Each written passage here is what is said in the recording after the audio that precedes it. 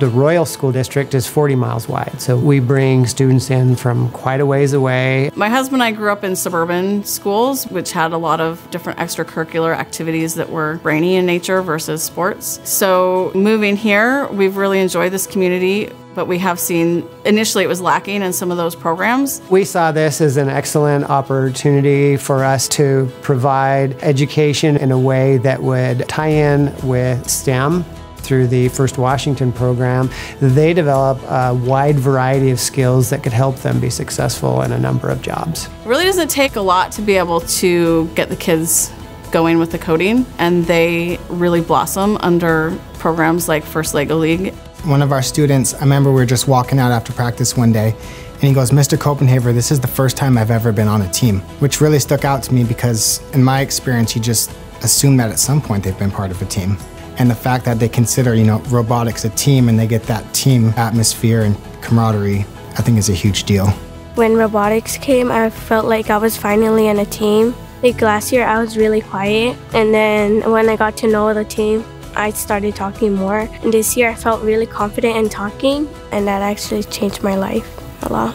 Well, it was pretty exciting because this year it was about space. We were also able to talk to an astronaut, Susan Helms. We got to talk to her and ask her questions of how she felt.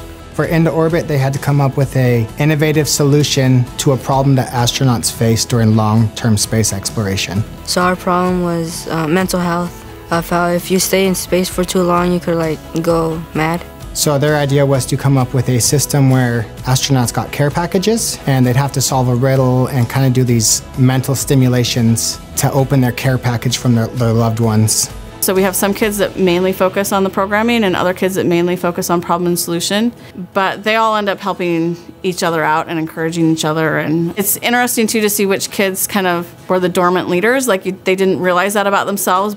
So there was 3 teammates that were shy. They really didn't know what to do all the time, so me and the co-captain had to go help them and try to figure out what to do, and now they're less shy.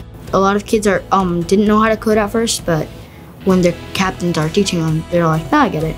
I kind of tried to have everybody test everything out. So have some people work on the programming, and sometimes they would say "Oh, it's kind of too hard. I don't really fit in this category anymore." I would encourage them "I'll be right here along with you. We can do this together."